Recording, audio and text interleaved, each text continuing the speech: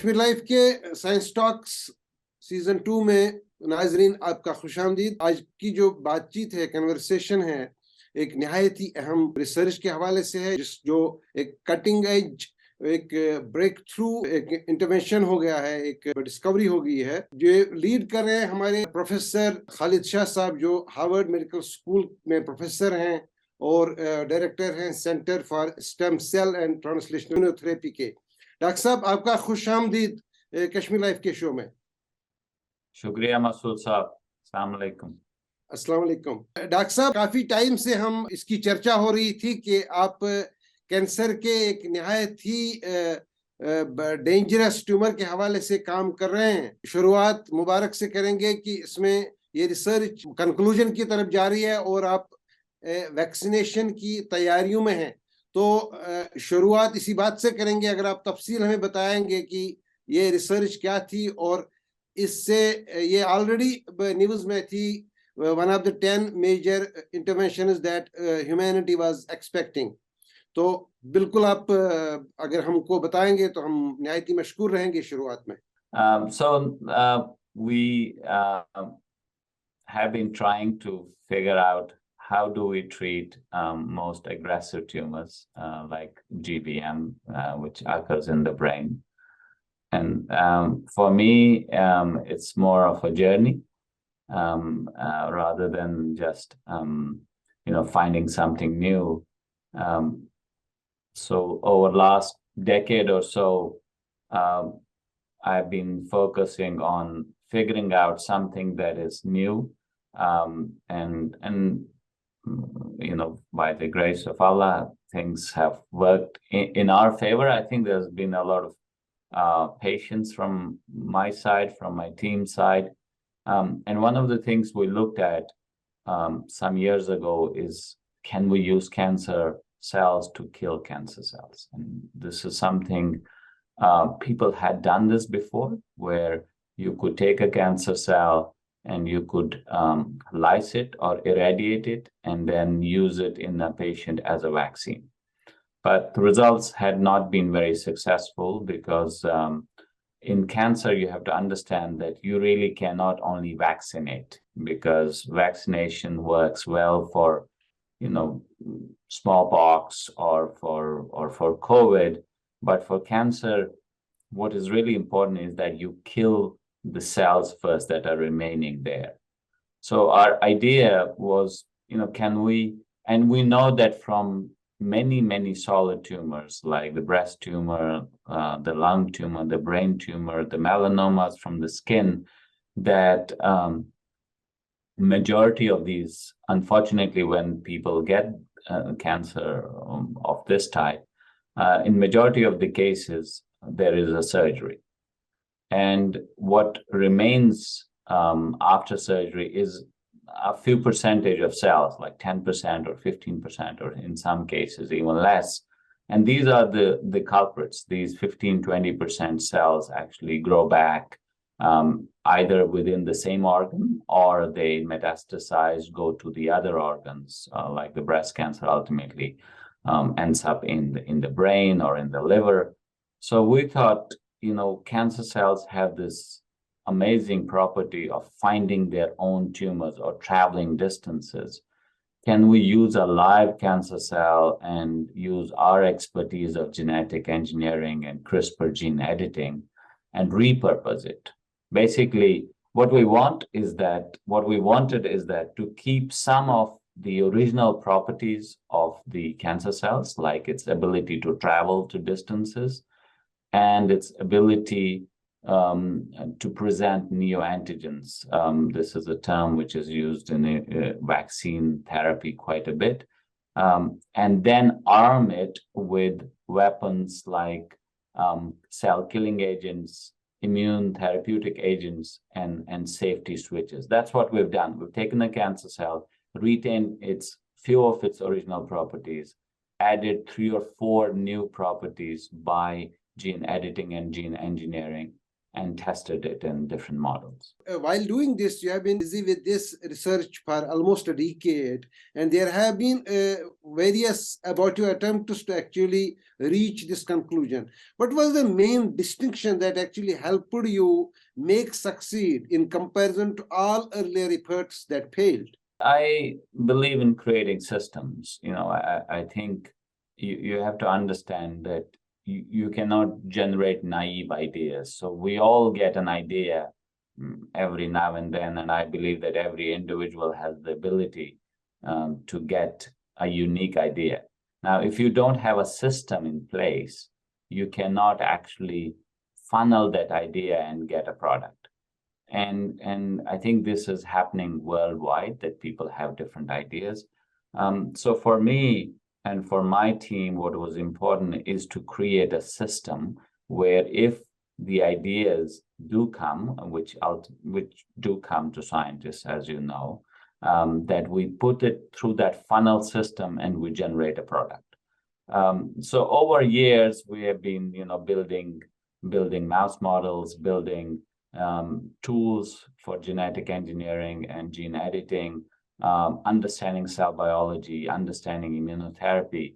And then this new idea came 4 or 5 years ago, and luckily we had created a system through which we could funnel this idea and you get the product.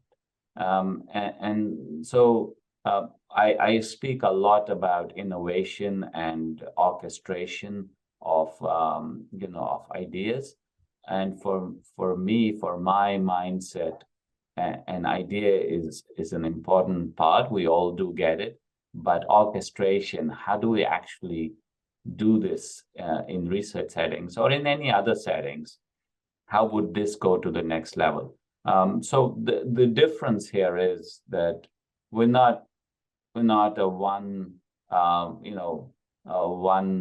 thing wonder. I think it's a system that we have created, and things do work for us, over time, because there is a system in place. What is the state of this technology that you have evolved? We are reading in the newspapers that you will be soon going to FDA for clinical trials, or it has reached the stage, or it has crossed that stage. Yeah, so going to phase 1 trials is that you have done most of the advanced preclinical studies, and we do have now results from very advanced preclinical stages.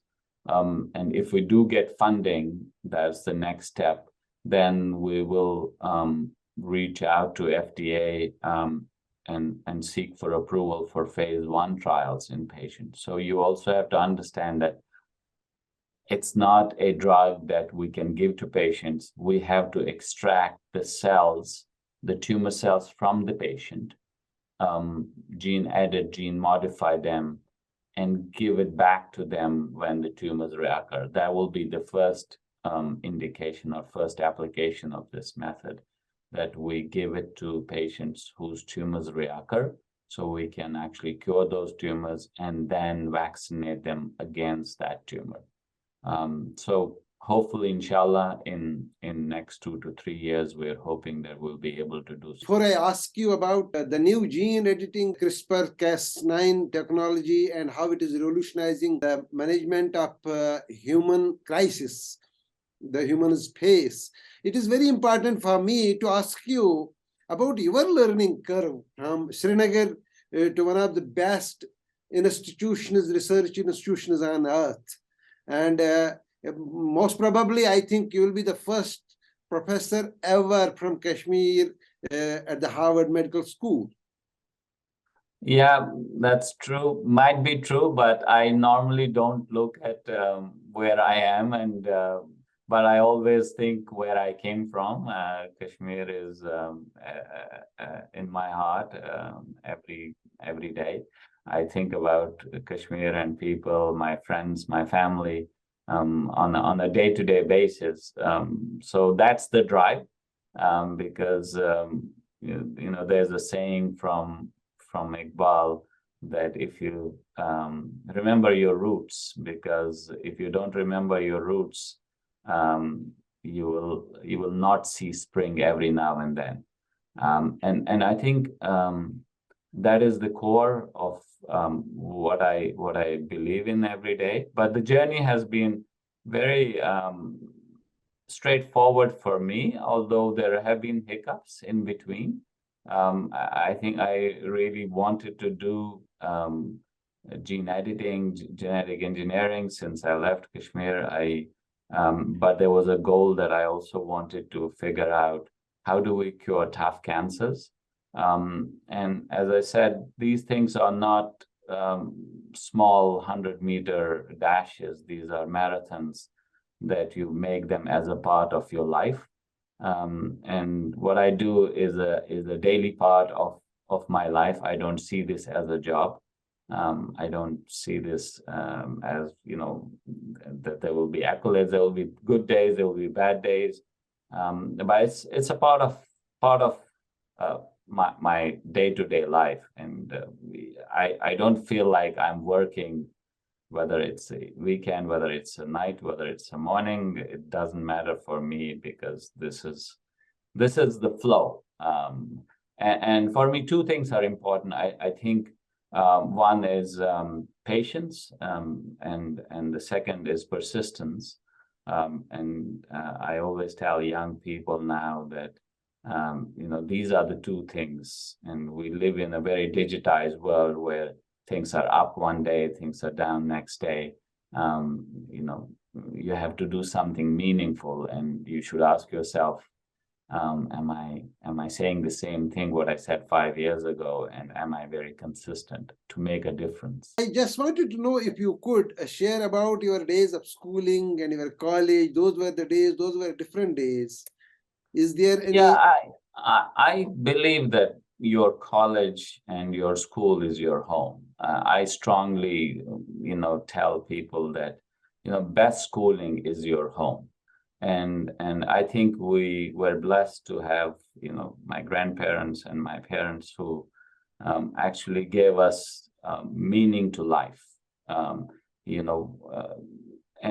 that's where the schooling is. My dad, who unfortunately passed away due to brain tumor, had always told us that, do something meaningful. And it was not about money, it was not about degrees, it was something meaningful. And I think that has stayed till to this date. And I hope, inshallah, and this will continue in coming years as well, that are we making a difference? This is my small way of contributing to the field, to the people of Kashmir, to everyone else whom I'm associated with. I just wanted to ask you about, let us go back to research. How is this gene editing is actually changing the fundamentals of science and management of the issues threatening life? How do you see, what are the new things that we expect in maybe next 10 years? Because you are in the thick and thin of this new technology, and you have created a model of managing one of the major maladies that humans are facing. My strong belief is that when you're at the forefront of a technology development, or you're at the forefront of developing therapies, over the years, I've thought that if you're developing something in parallel, there are also developments in other fields. Now, as a visionary, you cannot sort of ignore that some other people in parallel are developing technologies, developing methodologies. So you have to take into account when you have a vision for next 10 years. And that technology will develop, others will do something similar to you. How can I bring this together?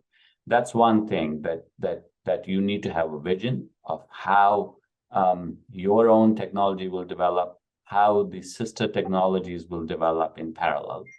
The second part that I think is critical is to know that, particularly for the cancer field, we know that cancer cells are really clever. They know how to evade different therapies. And you have to be one step ahead of a cancer cell to make a difference. And that one step ahead is something that you conceive. And I believe in conception of ideas that are very naive. You don't need to be very educated about conception of ideas, and give them shape over time. And I think what will happen, if you ask me what's going to happen in next 10 years with particularly cancer therapy, is that we are slowly learning that your microbiome, your gut bacteria are the key to disease. And this is something what we have learned from all these Hakims and previous ulamas and previous 300, 500 years ago, that your gut is the key to the disease development.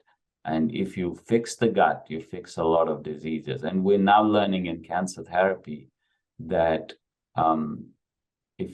there are certain bacteria in your intestines, in your gut, which actually drive the immunotherapy. It works in some patients, it doesn't work in other patients because there is a certain set of bacteria. So I think what will happen, there will be a lot of influence of the diet on cancer, what we take on a day-to-day basis, how we live on a day-to-day basis, and how it influences tumor development in general. But also once people unfortunately do get cancer, then how the diet and fitness plays a role with therapy.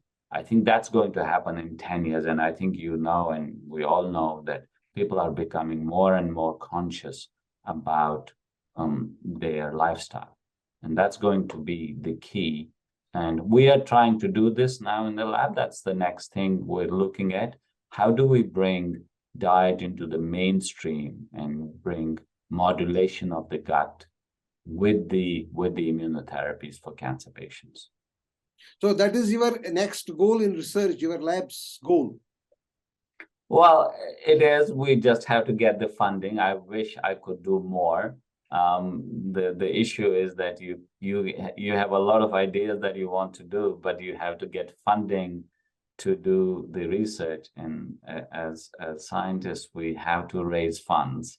We don't actually do get funding from universities like in different parts of the world. We do have to bring our own funds to do the research. So yes, that inshallah, if all goes well, that will be the next step. How do we actually bring the modulation of the gut into cancer therapy? One thing I just wanted to ask you, because the last two revolutions, industrial revolutions, that completely changed life. Now we have artificial intelligence. We are trying to be very emotional with artificial intelligence, deep machine learning, virtual reality. Are these new tools somehow helpful to the research, the cutting edge research that usually happen at high-end places like the Harvard? Yeah, no, artificial intelligence is big, no question about that. I think it will still not be able to beat human intelligence at any cost. It is like we have to be very careful how we utilize artificial intelligence, that we're not completely reliant on it, that we are still decisive about where to apply it and where not to apply it. I think that, again, that's the human intelligence that sort of supersedes artificial intelligence. But the field is there. I mean, it's amazing how much it's helping. But again, we as humans have to be careful that it doesn't overtake us, which is not a good thing.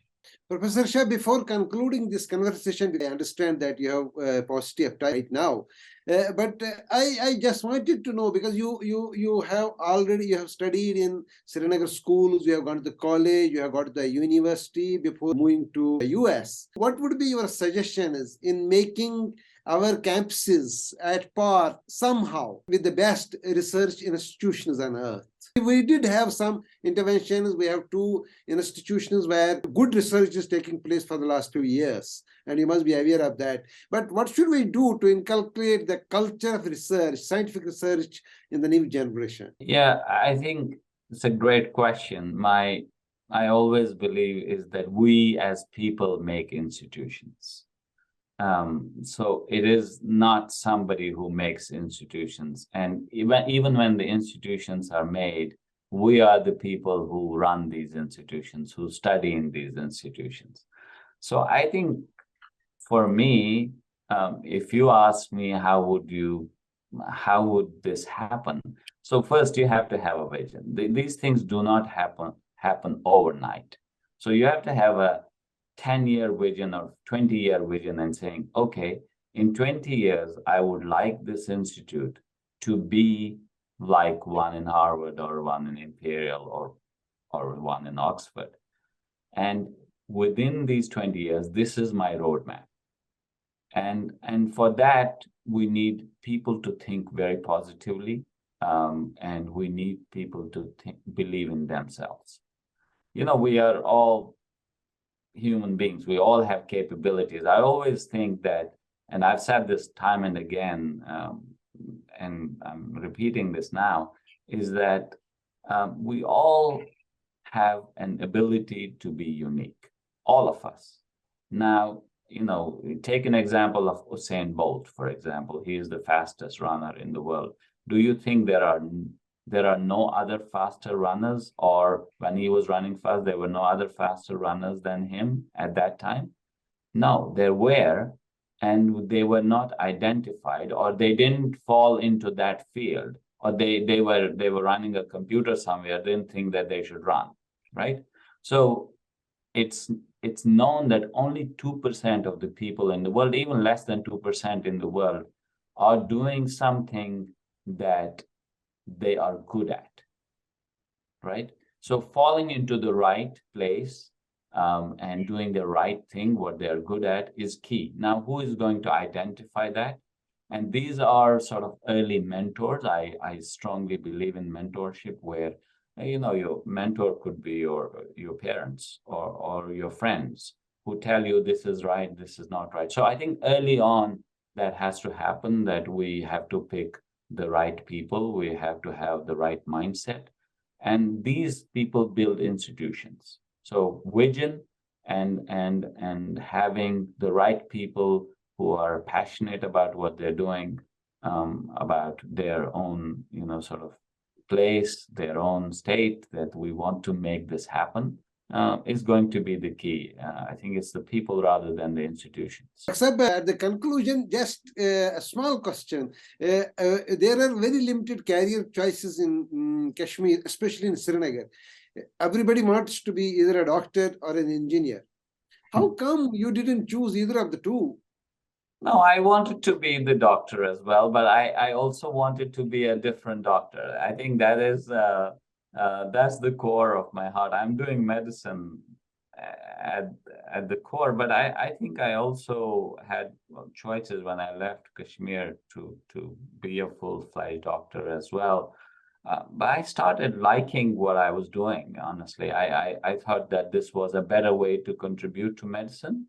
And I think there are career choices. A lot of Kashmiris are going outside and studying, and I think we have opened up over time. I don't think it is like 20-25 years before that people had only engineering or becoming a doctor as an option. I think things have changed over time, and people, again, who really want it, they will find out a way to do it. I don't believe that we don't have opportunities. It's the passion with which you go after things.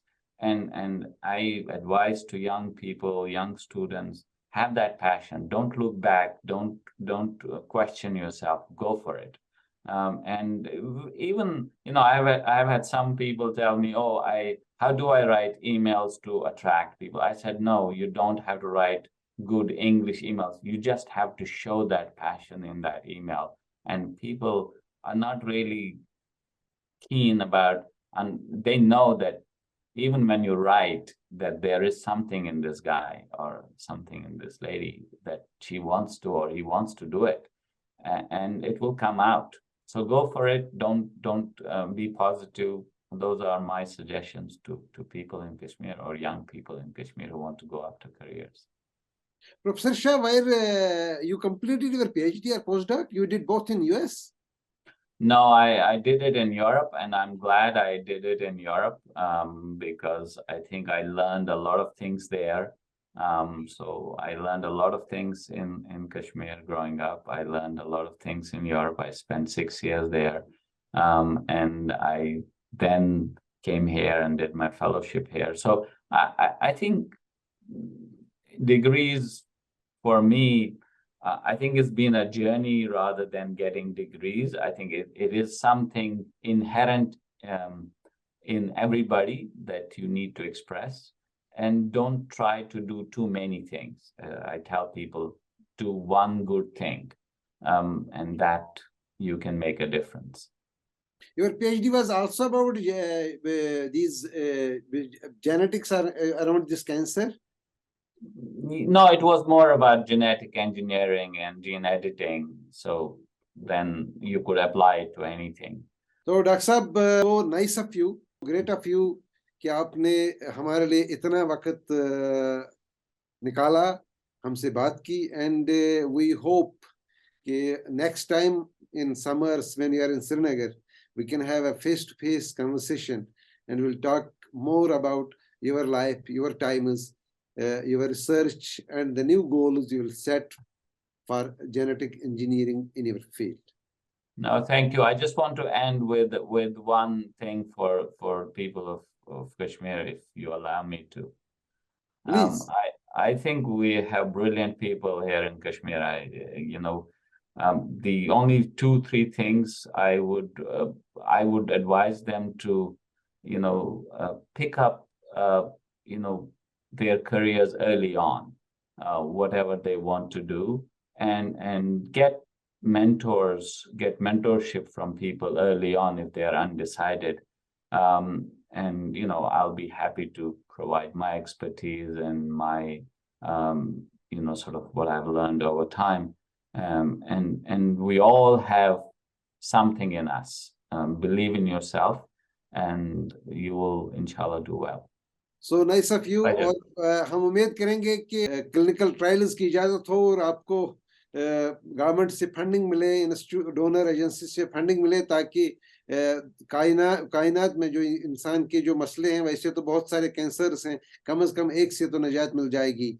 We pray कि आपकी जो ये cutting edge technology है और vaccine है बहुत जल्द market में आ जाए. इंशाल्लाह. शुक्रिया मसूद साहब. Thank you sir. Thank you. Take care.